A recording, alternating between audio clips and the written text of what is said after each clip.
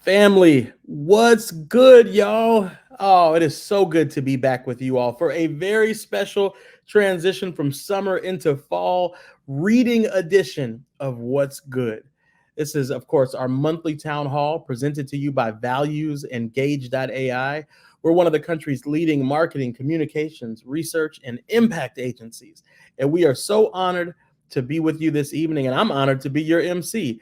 We have had an amazing time on these town halls, haven't we, y'all? You know, in recent months, you've connected with everyone from Oprah Winfrey to India Arie to Ziggy Marley. We've had an amazing Brotherhood Awards back in June.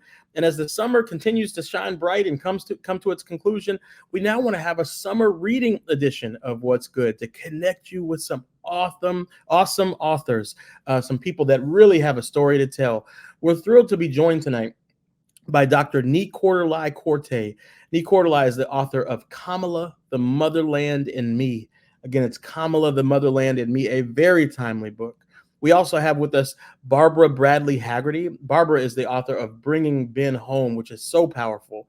And then Bari Williams is joining us as well. She's the author of Seen Yet Unseen, A Black Woman Crashes the Tech Fraternity. I cannot wait for you to meet these authors. And listen, don't forget to stay connected to What's Good overall. We got some great stuff coming up in the fall that you will not want to miss. Hit the QR code, hit the text line, and make sure you stay connected.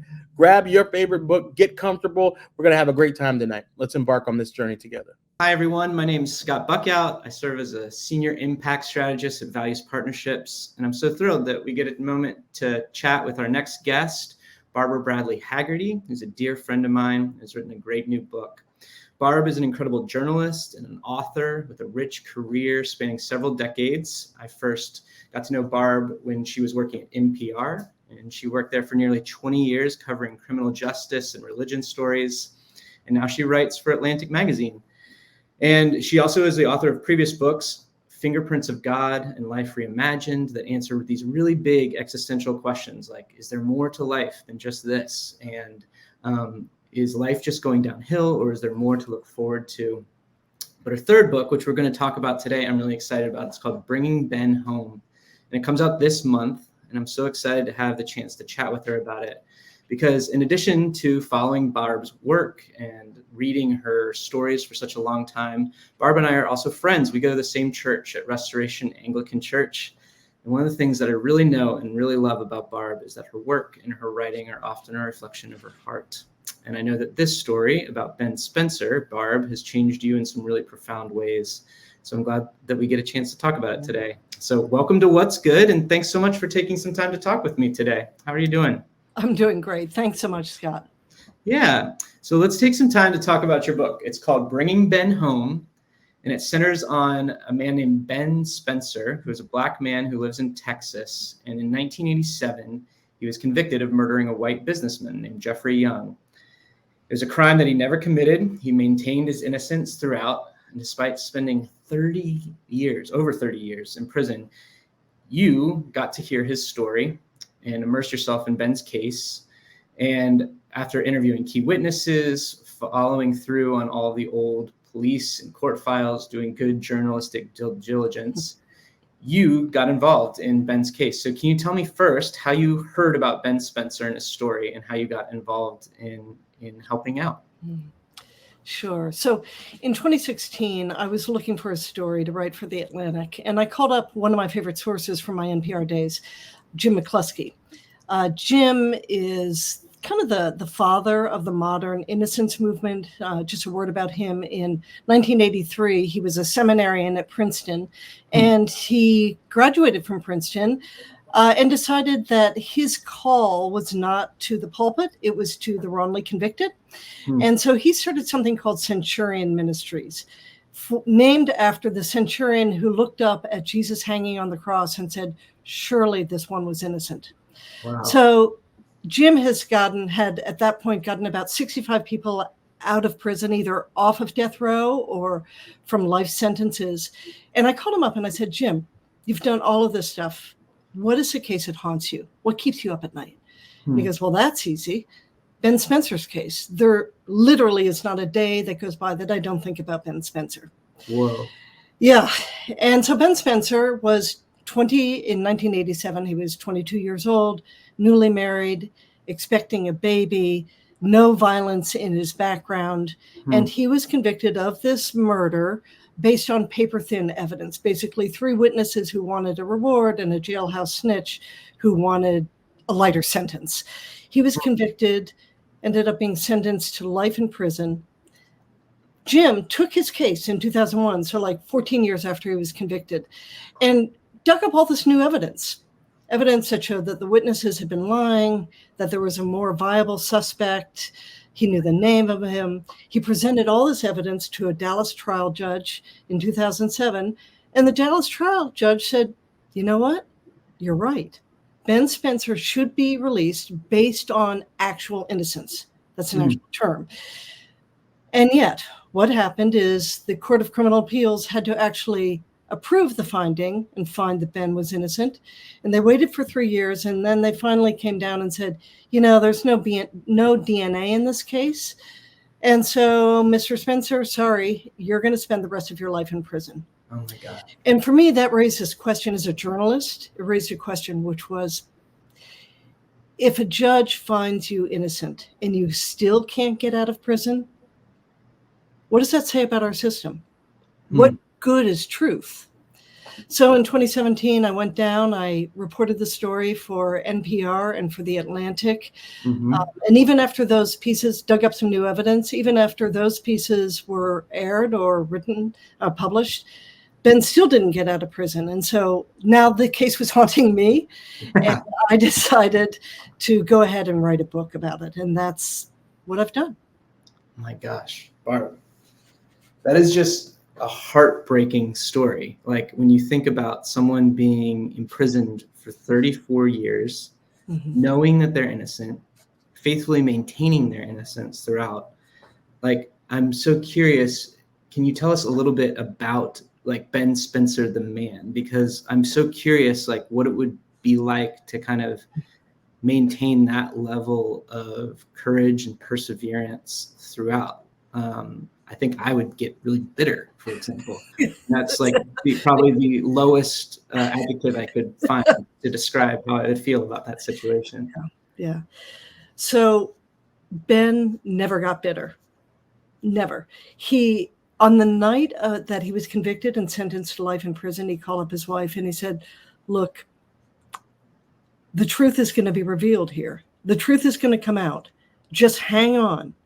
And for 34 years, he did that. He refused. Early on, he refused to get angry. He refused to get bitter.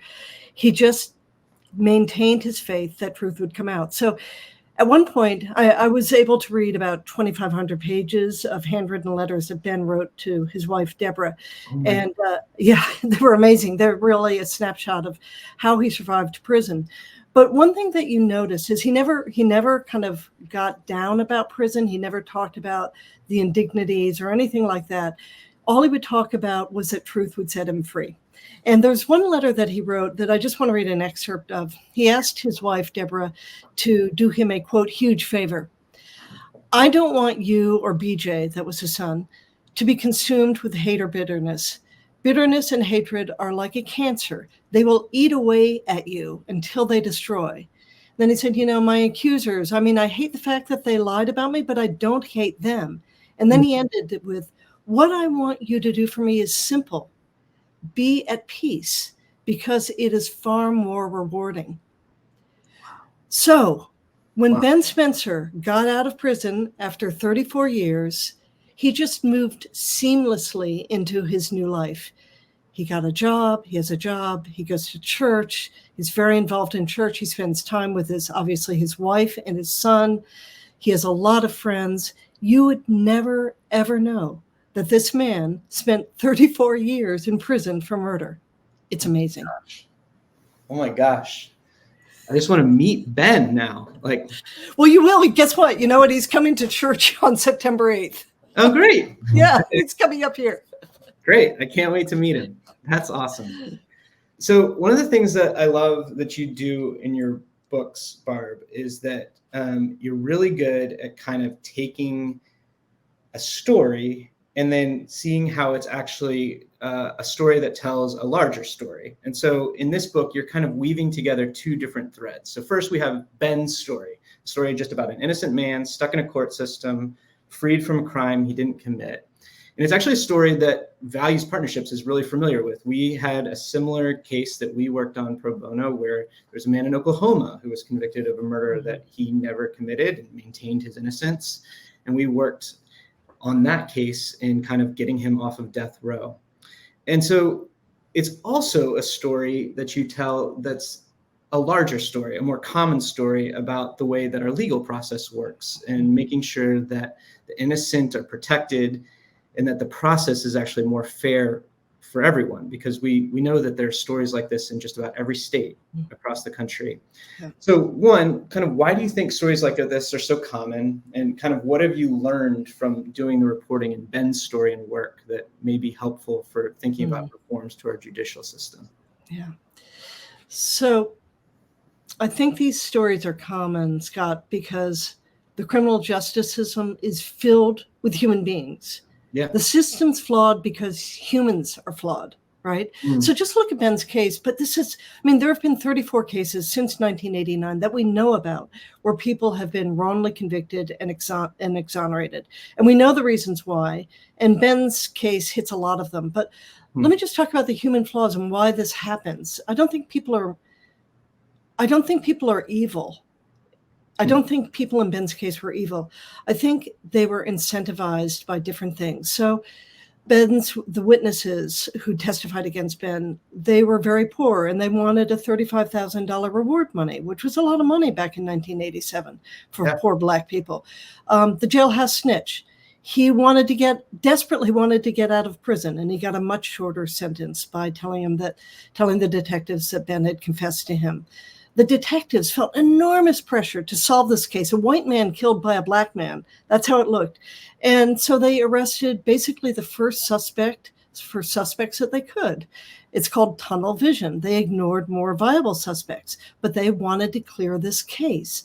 Even the prosecutors, they hid evidence. They had hid evidence that the state's star witness had lied about receiving money for her testimony, but they actually thought that Ben was guilty. So they didn't want to let that little detail get in the way of getting a killer off of the streets, right?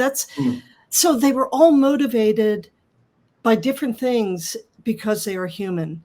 But what I have to say, the good news is that the system is changing, and you will never guess which state is at the forefront. Which state is the most progressive in the country? Texas. Not every state can be as progressive as Texas, right? So Texas is actually doing things to make sure that people don't get convicted wrongly and to give innocent prisoners, a chance to make their argument. So they're doing things like prosecutors have to turn over all of their evidence. They can't hide evidence to the defense. Jailhouse informants can't be used unless prosecutors corroborate their testimony. Police interrogations are taped, and so there's going to be less coercion, less beating people over the brow, so to speak. And to fix some mistakes, Texas and some other states too have created these things called conviction integrity units, which are actually offices in the prosecutor's office where they can reinvestigate dubious convictions. They can go and that's what happened in Ben's case. They reinvestigated, and innocent prisoners can return to court anytime they can find new evidence. So things are much, much, much better. Texas is by far the best. I mean, look, if you're going to be tried in Texas, tried anywhere, you want to be tried in Texas because they actually have more guardrails in there. But the rest of the country is coming along as well. Wow. That's actually fascinating. Yeah. That's a story that I don't think gets told very often, or that I wouldn't know. Right. So one of the things that I just know from being your friend and going to the same church is that you often get integrated into the work. And you actually had a piece come out in Atlantic that kind of shared a little bit about your journey in kind of walking with Ben's case. And I wondered if you could just share a little bit with us kind of how Ben's story and the things that Ben's faced kind of gave some lessons and some things that were really important to you in your own story, things that kind of stuck out as you reflect on this journey that you've been on with Ben? Yeah, it's been a pretty profound walk for me. What I should say is that I've watched Ben closely now, and actually we're very good friends now, because he got out in 2021. He's a really serious believer.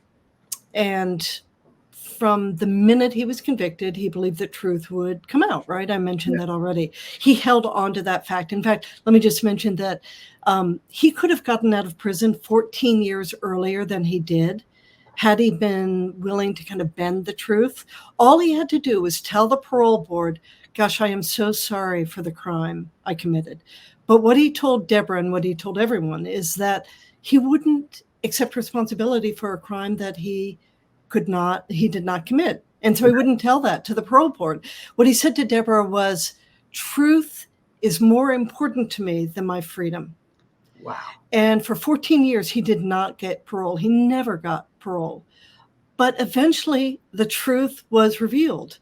And it did come out, and the district attorney said that he didn't get a fair trial, and he walked out of prison in 2021. So here's how this affected me.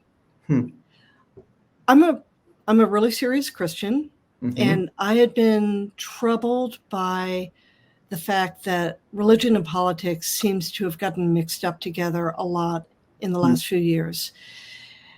And so watching Ben and watching Jim McCluskey, who made it his life's mission to help free the innocent, my own faith changed.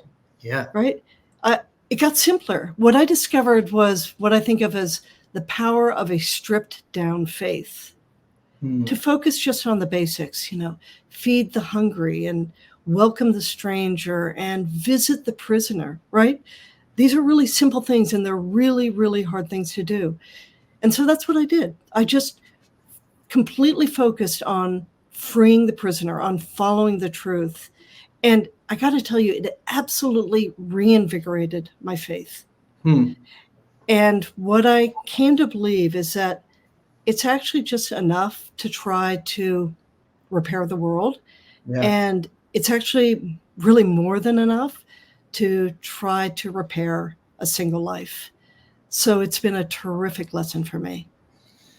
Barb, I mean, that'll preach, as we like to say. That's so good. So good. I mean, there's something so profoundly beautiful about this idea that if you follow and are willing to obey some of the most simple commands of faith, that it will actually, one, make a huge difference in someone else's life, but it will also make a huge difference in your life as you do it. Yeah. Kind of the reverse observer effect, right? Yeah. His story affected me. Yeah. So there's obviously a lot of different threads that we could pull, but just to tie it into our week, or like our monthly town hall, what's good? When you think about Ben's story, what is good about it? Like what gives you hope? What is something that you want other people to know about it that could be encouraging or helpful? Basically, what's good is the power of belief and the power of truth. Okay. I mean, the odds were really stacked against him. Yeah. Right? Yeah. But 5 people, so it's 2 investigators, 2 lawyers, and a journalist. It sounds like a bad joke, right? 5 people believed Ben Spencer was innocent. 5 of us, ordinary people, just decided to try to investigate, dig up new evidence, decided to challenge the Texas criminal justice system. And guess what? We won. Yeah. Right? 5 ordinary people over the span of 20 years found all this evidence, presented it to an open-minded district attorney, and lo and behold, Ben walked out of prison in 2021 after 34 years.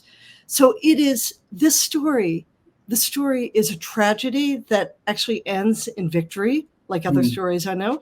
But I do want to end with kind of one question, which is a sobering one, knowing that we got a victory in this case. But Ben Spencer, in many ways, is the luckiest of the unlucky. He had so many people behind him who paid attention to his story. But the question I come back to is, in America, should a person's freedom be dependent on luck?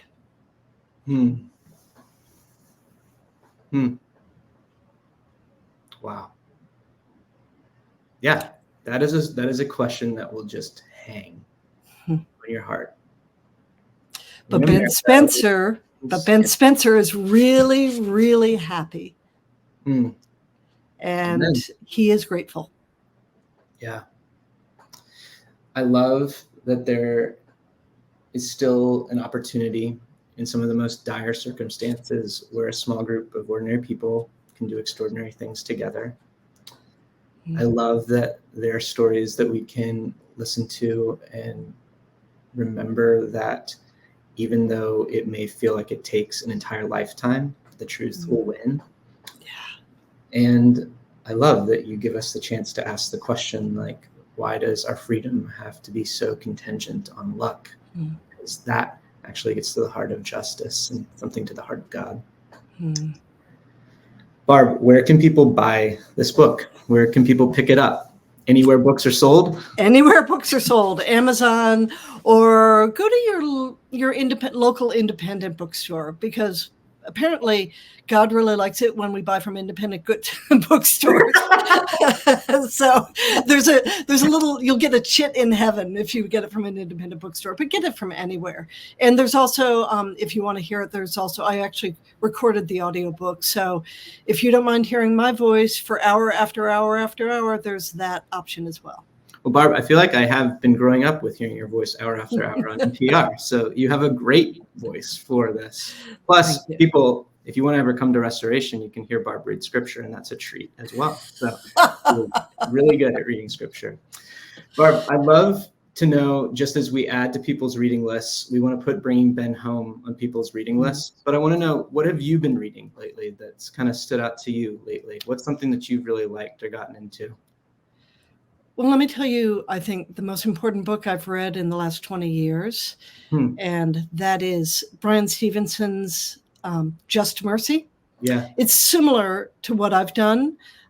It actually inspired me to go ahead and do the Ben story.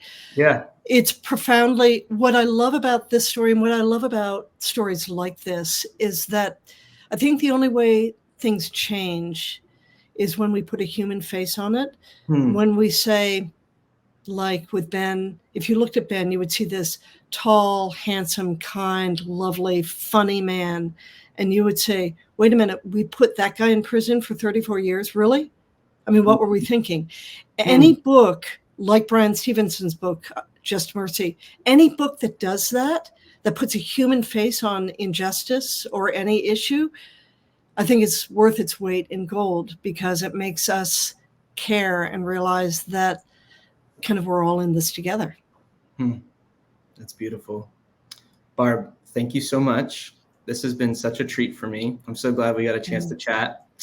And I hope that everybody will pick up a copy of Bringing Ben Home.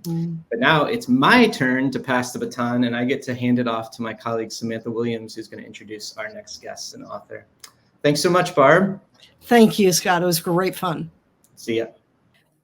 Thank you, Scott. And hello, beautiful people. I hope everybody is doing so well today. My name is Samantha Williams, and I am the VP of Brand and Content here at Values Partnerships. And I am super excited to be chatting with our next guest, Bari A. Williams. But before I bring Bari onto the stage, let me just tell you a little bit about her. Bari is an attorney and a startup advisor, for co-founder of the Runda Lab, author, and serves as an advisor to Vera and the fractional general counsel for Career Karma. Her writing has been featured in the New York Times, Wired, Fortune, and Fast Company. Bari was also previously head of business operations management for North America at StubHub and lead counsel at Facebook, where she supported connectivity labs and created the supplier diversity program. Bari is the real deal, y'all, and I am so excited to be talking to her tonight about her latest book, Seen Yet Unseen, A Black Woman Crashes the Tech Fraternity. Bari, welcome to What's Good. We are so happy to have you. Thank you, Samantha. I'm happy to be here. Yes. And I am can't contain my excitement as we chatted before. But, I think, as I shared earlier, this book will just unlock a ton for people. So I'm just excited to dig into our discussion. So Seen Yet Unseen is a powerful title within itself, even when you think about just the context that the weight that phrase holds. So many Black women can relate to being unseen, to being overlooked in the workplace. So the truth she shared here has definitely resonated with our community. In the book, you also explore this notion of being too seen. And I love the way that you phrase that, and just how that can be perceived, right? When you're too seen in the workplace. And I feel like you really hit the nail on the head there. Can you share just a little bit more about that? What does that mean? And how did the impact and the effects of being too seen lead to the moment where you just decided to write this book? Yeah, I would say we exist in a dichotomy as Black women, particularly in certain industries and fields. So for me, for tech, it's definitely it's a white male boys club, right? Like JD Vance, Exhibit A. And so when you already come in looking the way that I look, and also spoiler alert, I'm 5'10", so I'm not exactly like somebody who can pass through the world and shrink, literally. So then you add to that, if you have any kind of ideas or input or something that you want to bring to the attention of management or your supervisors, or say, here's an idea that I think would be well served for the company, or you see something that's negative and say, hey, I really feel like we should be looking at this with a more critical lens because it's affecting users or its customers. And then people are kind of like, hold up. Oh, you have opinions. You're just supposed to be like a worker bee. Like, that's what we expected you to do. Come here, put your head down. Sometimes when we invite you to happy hour, you go to that. But like, that's kind of where it stops and starts. And the problem with that is that, then it becomes you're too visible, whether it's how you aesthetically present. So if you're 5'10", you have curly hair, you wear nail art, all of those things make you already different. And then when you add having critical opinions about the business or how the business is being managed, then that's just compiling. And now you're too loud, you're too opinionated, you're too visible. You are literally too seen. But that's just such an important point. I also am 5'10", and we have the same last name. So I'm like, are we in the same family? Are we cousins? But that's just a really important point, right? What is sort of the expectations of us being in the room that we certainly don't, come in thinking that, but the ones that are placed on us. One of the things that I enjoyed about reading this book is just the care and the thoughtfulness that you put into explaining why we may think and show up the way that we do in the workplace. In chapter 2, you shared something that your grandmother said, which stayed with you. And I'd like to just quote it for a second. You represent not only yourself, but the totality of the family and our people when you step outside of this house. So look and act your best. This is definitely relatable, and it's definitely familiar. And, so many of us have heard that time and time again. You then go on to talk about the effects of being a shapeshifter, having a code switch for interviews, and just with the lack of security and validation and being able to show up as your authentic self often cost you. And then you hop into talking about your first day at Facebook and how you sort of flipped the switch in the way that you showed up with your curly hair. How did you sort of leverage the freedom of that moment to set the tone for what you knew your mission had to be as a Black woman working in tech? I was somebody who I showed up all through my Facebook interview process with flat iron hair. So I went through 4 rounds of interviews with a flat iron. And I decided that if, they keep stressing this point of bring your whole self to work, be your authentic self. And I thought, okay, well, let's test this, right? So once I received the offer and I accepted it, I showed up the first day just like this and took my badge picture like this. And it was like, surprise. You thought you got one thing, but you actually got something else. And for me, it was about feeling and looking my best. And I will do better work if I feel better about my environment, about how I present myself, and really show up honestly. And, you know, of course, that led to other issues. We ended up the supervisor that hired me, I loved him dearly, and he left the end of my very first week. And we went on a 4-month, 5-month search to find someone to replace him. And we got tired of looking, and we finally found this one gentleman, and that's being generous. And my hair was a point of conversation for him, to the point where we're sitting in 101s and we're supposed to be talking about what is the workload for the week. And you're asking me, how does your hair do that? Mm-hmm. How does it do what? Grow out of my head like this? Mm-hmm. And then, you know, turns to, well, does your daughter's hair do that too? Oof. Yes. And why are you asking about my infant? Like, mind your business. You don't have anything else to concern yourself with today. Mm-hmm. So it's just this odd kind of talking point where, like, but if I brought up the fact that, you know, he was claiming to eat a vegan diet, but he was a bigger guy, but then that would be rude. Mm-hmm. But it's okay for you to ask me about how I'm aesthetically presenting, but I can't do that to you, because then it would be a problem. Yeah. Yeah. And there's so much there. Our hair is always a topic of conversation, to your point. And you almost are made to feel like you're in this like science exhibit in some ways, which is not a good feeling, and absolutely prevents you from just doing your best work. And I think feeling validated to show up as your best self. So I just love, sort of I hate to even call it revolutionary, right? Because you're showing up as yourself, but understanding like what a big deal that was for you to do that. I absolutely love that. Chapter 8 was one of my favorite chapters. Chapter 8 is called "This is What Happens When We Don't Have a Seat at the Table: Technology Gone Bad." You talk about the need for diversity in tech to both help produce better outcomes for people who look like us, and to help counteract some of the damage that has spilled into the tech world as a result of conditions that have been placed on historically marginalized communities. I'd like to just share one excerpt, and I think you just did such a fantastic job here of summarizing it, but really just kind of that like light bulb moment that really makes us think. For all the promise of the internet bringing a greater sense of utopia, it's just a replica of real world problems with the same offline dynamics. And Black women are again the canaries in the coal mine. The problem is that the sense of a universal user is not a person, and definitely not a Black woman. The default user is whoever tends to build it. Can you unpack this for us just a little bit and share more about this sentiment? And then ultimately just talk about why we deserve to have a seat at the table, especially as we are talking about the world of AI and all the happenings there, which you also touch on chapter 4.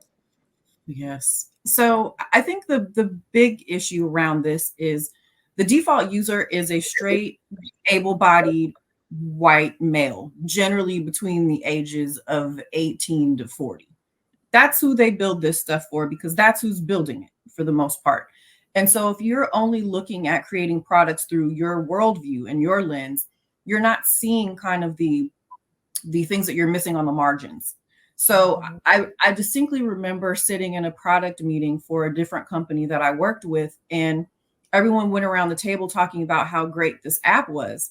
And it was, and I gave good feedback. And then I just said, how does a blind person use this? And the room went absolutely crickets. And someone said, well, I didn't think about that. And I said, well, yeah, because you have the luxury not to have to think about it.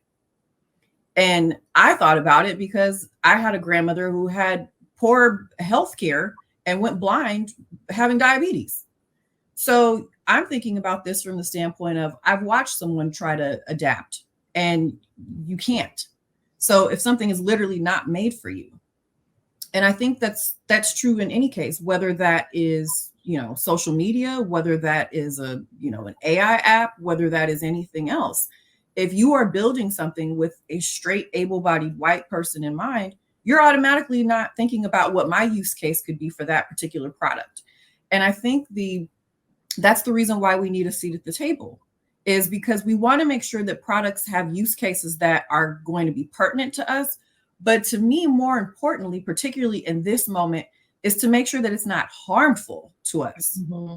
That's the bigger concern.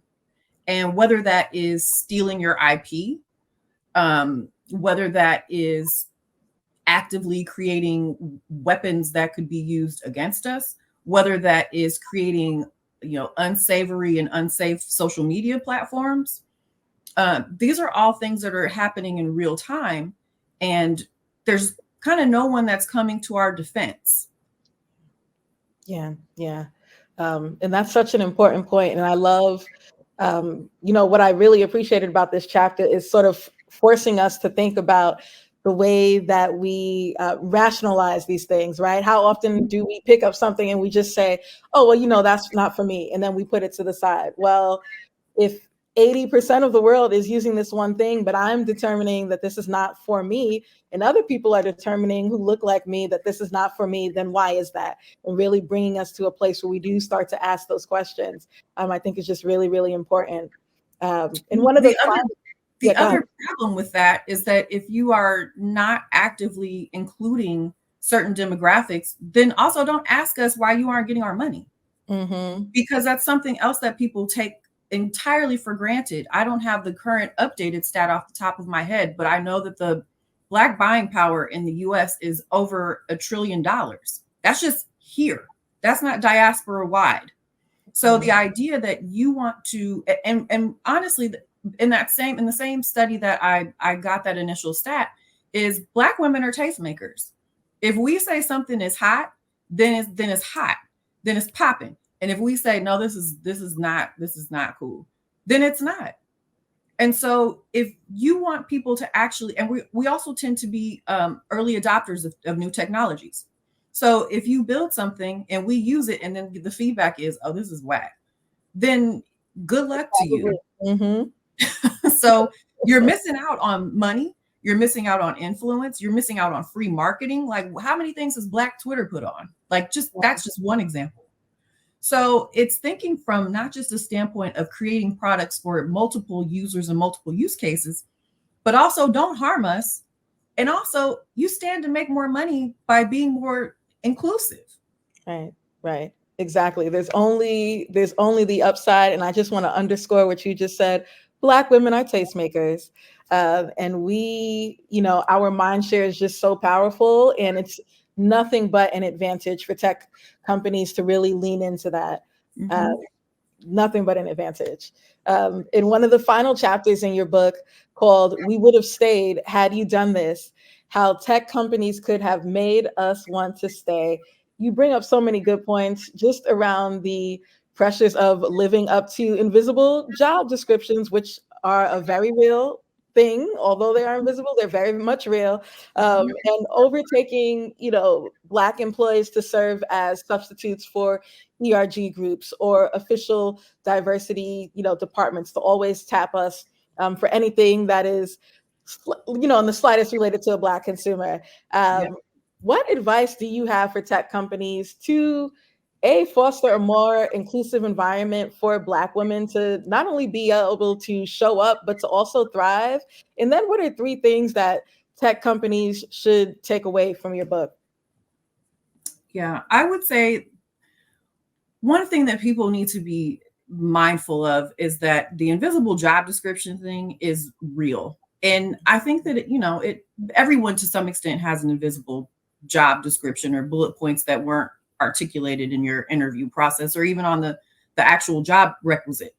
But to me, I think there's an extra burden, particularly for Black employees, around diversity issues.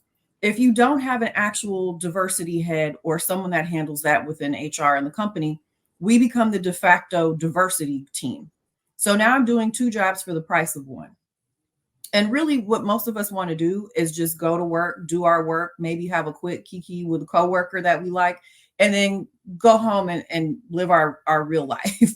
Like, we don't want to do the emotional labor that you need us to provide. We don't want to, one of the job descriptions that was invisible that I talked about was the idea that you want me to divulge all my personal information and business to you as if we're friends. Well, we're not. And I don't have a desire to really explain what happens on my real life, in my real life after 5:30 to you, because that has nothing to do with what happens between the hours of, 7:30 and 5:30 for me. Mm-hmm. So that's one thing. I also think that there is a tendency to want us to be the sassy Black friend. And if you don't live up to that, like, surprise, there are some Black folks that are introverted. We're not all extroverts. And so if we're not like telling you what's the latest slang, or we're not telling you, how our hair does this, or we're not cracking jokes, then suddenly it's like, you're not a team player. Is the work getting done, Bob? That's all you need to concern yourself with. Mm-hmm. But there are these unspoken rules, particularly for Black women in these workplaces, that we're supposed to be the sassy Black coworker, but we're supposed to be still really professional. But we're also supposed to remember everyone's birthdays, but we can't be too maternal. But we can't be too mean or too stringent, even if we're the boss, because now you're an angry Black woman trope. So it's so many things to juggle at one time. And I think the thing that I want tech companies to take away from this is to really examine, what does their workplace culture look like? And if anything, this is not a moment to kind of shy away from DEI initiatives. If anything, you see with the ascension of Kamala Harris, this is not the moment to throw that to the wayside. And to do so is at your own peril. Yeah. So many valid points there. And even just this balancing act, right, that we have to constantly do while also trying to figure out how to, draw the boundaries that will then still allow us to excel in our career in the ways that we need to, and still try to, bring in as much positivity in the workplace as possible, right? So many valid things. This is the summer edition of What's Good. We're focusing on summer reading. Can you share a little bit with us? What books are currently on your reading list in this season? Ooh, that's a good question. I tend to mix it up and like to read lots of different things. I'm a huge biography person, and I've been reading an Elon Musk biography. But I'm also balancing that because, you have to have a little sour with the sweet. I'm also reading, and I'm late to this, but Not All Diamonds and Rosé, which is kind of like behind the scenes of how the Real Housewives work. Little bit of both. Yeah, again, just going back to the point around balance is absolutely necessary. And as much as we are educating ourselves, it's also good to have a little bit of pleasure in there as well. And something where I don't want to call it mindless reading, but where we are not having to be so heightened in what we are taking in. Bari, tell us where people can get a copy of Seen Yet Unseen, and also tell us how people can keep up with you, how they can follow the work that you are doing out in the world. Yeah, so I definitely am guilty of having Twitter fingers. So if you want, housewives commentary, political commentary, legal commentary, tech commentary, specifically tech legal commentary as well, my Twitter, that's exactly where I am. Bari A. Williams, all one word. And my website is bariawilliams.com. And that's where I keep up with, all the things that I'm doing, new articles. I wrote an article analogizing Kamala and what she has to balance with being a Black woman in tech, in the same struggles that we have. Is you're being doubted and you are essentially doing glass cliff work. And glass cliff is like when you're standing at the precipice of something and it's the top job, or it's one of them, and it's wonderful, but you're getting it because somebody else failed or did such a bad job. Yeah. And how do you come back from that when it looks like you were necessarily being set up to fail? How do you not fail? And that's the hard part. But she is walking us through it right now. So yeah, she is. Yes, she Yes. is. And where can folks find the article specifically? And friends, we will also link it out in our follow-up comms so that you all are able to access that. Oh, But yeah. yeah, for sure. It's on Fast Company. So I've done a lot of work with Fast Company. I absolutely enjoy working and writing for them and have done so for a number of years. So, but more than happy to give you the link so you can share it out and everyone can read. Yes, please do. And that'll be my afternoon read as well. But Bari, I just want to thank you for taking the time to chat with us today. You know, your book is what I am calling just a love letter to Black women in corporate America who are looking for a safe haven, who are looking to be validated in our experiences, and just most importantly, an invitation to courage and the freedom to continue to speak our truths. And to show up as ourselves. So, Bari, thank you so much for joining us. We are so grateful for your time. And for the rest of our What's Good family, I am pleased to be turning the stage over to Nicholas, who will be introducing our next guest. Thank you, Samantha. I am so looking forward to all of this great reading material that we have to enjoy over our vacations and planned travel. I am Nicholas Wiggins, Managing Director at Values Partnerships, and I am pleased to introduce a good friend and our next guest, Dr. Nii-Quartelai Quartey. Dr. Quartey is a proud Ghanaian, a political journalist, a Pepperdine professor, a prominent convener in the areas of dialogue on social change. And throughout his career, he's been featured in various media outlets from CNN to MSNBC to the Oprah Winfrey Show and more. He has about over a decade in this work of really seriously engaging political discourse and advocacy efforts around civil and human rights, around childhood obesity, and senior issues. And these experiences have led Dr. Quartey to write this really wonderful book called Kamala, the Motherland, and Me, which is his newest endeavor. It's an Amazon bestseller, and we're claiming that it's going to be a New York Times bestseller.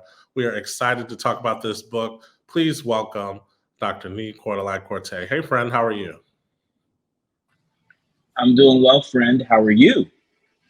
I am wonderful. We're so delighted to have you. So share with us a little bit about how we got here. What inspired you to write Kamala, the Motherland, and Me?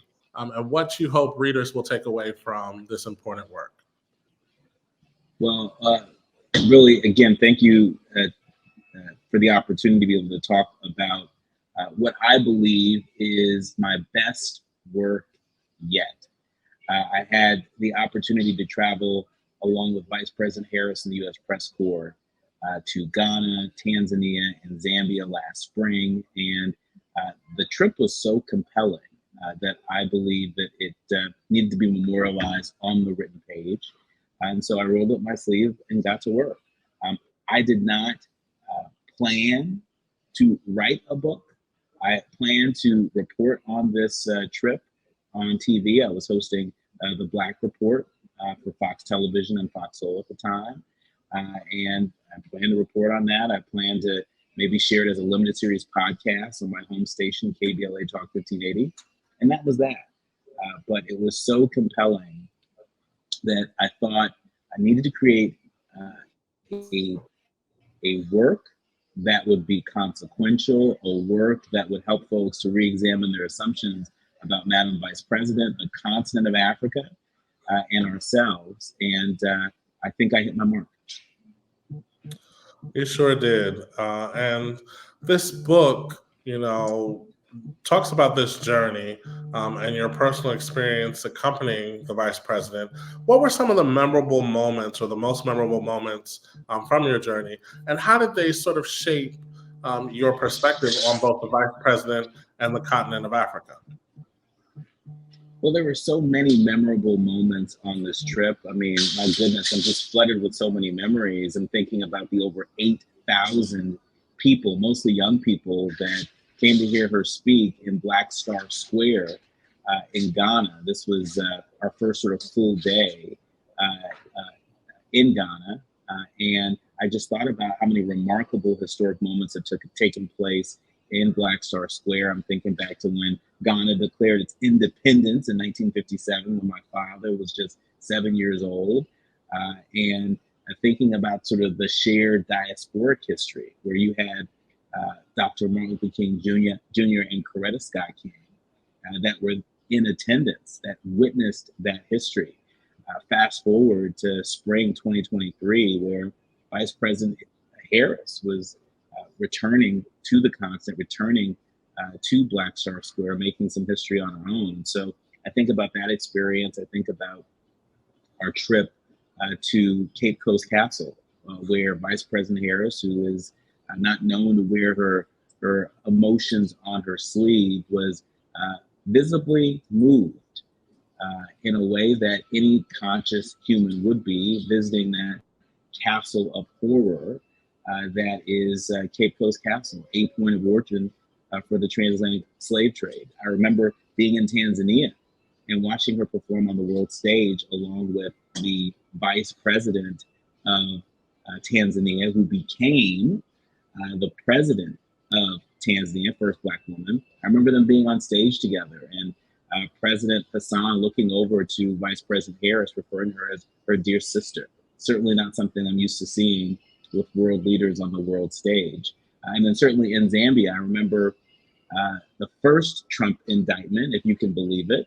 It came down when we were in Zambia, and she happened to be in a joint press conference with the president of Zambia, President Hichilema, who was a political prisoner, held by his predecessor in jail. He got out due to public pressure and ran for president and won. And so though Vice President Harris didn't respond to questions about the Trump indictment at the time, President Hichilema did. And he reminded us that there are democracies around the world much younger and much more fragile than America that are paying attention to what we do. And so these are just a few of the memories that are in the book. They're documented in the book. It's an invitation for folks to take this journey and to re-examine their assumptions about Madam Vice President, the continent of Africa, and ourselves. And what a time to write this book. You know, you wrote it with Vice President Harris being vice president, and now she is our candidate for president of the United States for the Democratic Party. But at the same time, we still have so many misconceptions around the continent of Africa. What do you think your trip and the reflections that we'll read about in the book say about both Vice President Harris's moment in, being in Africa at this time, and how her leadership will sort of shape our relationship with the continent moving forward? That's a great question, Nicholas. I think we have an opportunity to widen the lens in terms of how we see Africa, how we see opportunity on the continent. I very much believe that narrative has the power to drive policy. And I'll give you an example. When I was a young kid, I remember my father sharing with me a story about his experience at a tiny HBCU in Texas, where he met my mom in Tyler, Texas, at Texas College. And I remember him sharing with me that he was in his dorm room one day, and there were a number of his friends who came rushing up to the dorm room, and they're banging on his door, and they're saying, "Joe," my name was Joseph, "Joe, your people are on TV, your people are on TV." And they all rushed down to the student lounge, and right there on a black and white television was Tarzan and Jane. At the time, in 1970, for a lot of Black folks, even at HBCUs, that was their concept of Africa. They thought of Africa as the land of lion, tigers, and bears, and folks like Tarzan hopping around in loincloths, that sort of thing. And so, cut to 2023, where another proud HBCU alumni returns to the continent as Vice President of the United States with the intention of helping people to see Africa for all of what it represents and all of what it is, as an opportunity for us to invest, for an opportunity for us to support entrepreneurs, and an opportunity for us to power the future of the diaspora and the future of the world. And so, I am very proud that this book could be just, one part of that effort towards dispelling some of the misconceptions about the continent, and hopefully spurring more interest, more reporting, particularly accurate reporting, as to what is afoot on the continent. Absolutely. So, we've covered Kamala, we've covered the motherland. I want to talk about the me part, because you really, in the book, really talk about how this trip impacted you. You also challenge readers to sort of confront assumptions around diversity and embracing diversity and how we can build a more inclusive world. So tell us more about how this trip impacted you and what you took away and how you use it in your day-to-day life moving ahead, as Dr. Nii-Quartelai. Well, first of all, let me just say that not just the release of the book, but every step of this journey has felt like it's been written in the stars. I have felt the divine timing. At every twist and turn, every plot twist, as this story has developed. And so I feel that it's a part of my life's purpose to share this story with the world. And so this assignment has transformed me in that way, in terms of being able to deliver on this thing that I have felt called to do, this story I have felt called to share. So it's changed me in that way. As a proud, Ghanaian American gay man, certainly I was moved by Vice President Harris's ardent allyship on full display, particularly when we were in Ghana. At the time, there was an anti-LGBTQ bill that was making its way through the Ghanaian parliament. And it had garnered a whole lot of attention, rightfully so, because at the time, we thought, should it pass, it would be the most extreme anti-LGBTQ bill on the continent, even punishing allies as a part of that legislation. And when given the opportunity to respond to that, the vice president didn't hold back. She believes in her bones that LGBTQ rights are human rights. And while there was some discomfort, from members of the cabinet and other local Ghanaian officials in the room, there was none. I witnessed none with my own eyes from Vice President Harris. And it's important that our allies show up when we're in the room and when we're not in the room, when they're on the stage and when they're off stage. And I'm here to tell you that I did not witness the vice president hold back whatsoever. And not only did she not hold back during that press conference, but she pressed the Ghanaian president around our human rights values here in the United States. And so that was both professionally and personally important to witness. And I'm so glad I had the opportunity to include that story in this book, Kamala, the Motherland, and Me. I mean, amazing. I am so excited to continue reading this book. I'm still waiting for my signed copy. I know it's in the mail. But close us out, Dr. Quartelai, by just telling us how and where we can pick up this book. And then also, because it's summer reading edition, what else are you reading right now that you can suggest to our viewers? Oh, great question. Great question. Well, folks can pick up their copy of Kamala, the Motherland, and Me on Amazon, Barnes & Nobles, and any and every online retailer. Please accept this invitation to join this journey, and more importantly, correct some of the mis and disinformation that is out there. There are a lot of people that are just tuning in to learn more about who Vice President Harris is, what kind of leader she is, how is she perceived and received on the world stage. This book will offer you a number of examples of what that has looked like, particularly on the Africa trip. In terms of what I'm reading right now, You can never go wrong with bell hooks. Salvation by Bell Hooks is currently on my nightstand, and I would add that to the required reading list. Well, thank you so much, Dr. Nii-Quartelai Quartey, for joining us today. And we are so looking forward to grabbing Kamala, the Motherland, and me at all of the places you just told us about. I'm also rereading something from college. I'm rereading Audre Lorde's The Cancer Journal, so you may want to add that to your list. But there's so much happening with What's Good in the summer reading edition that I want to turn it back over to Joshua for more.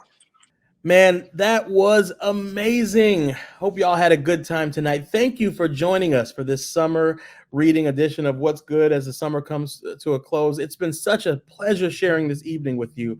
And a huge thanks to our wonderful guests and our amazing interviewers for their insights and inspiration. Listen, as we close, remember that every book is a new adventure waiting to be discovered. Whether you're lounging by the pool or sitting in a cozy corner, exploring a new destination, reading can be your constant companion, bringing you to new places. In fact, if you don't mind, drop in the chat real quick what book you're currently reading so that others can learn what is inspiring you. Stay connected with Values. Follow us at We Are Values on all platforms. That's at We Are Values to stay connected to our events and other moments, and continue to spread the love of reading in your communities and spread some good in the world as well. Until next time, y'all, we'll see you next month. Keep shining. Good night, everybody. What's good? What's good? What's good?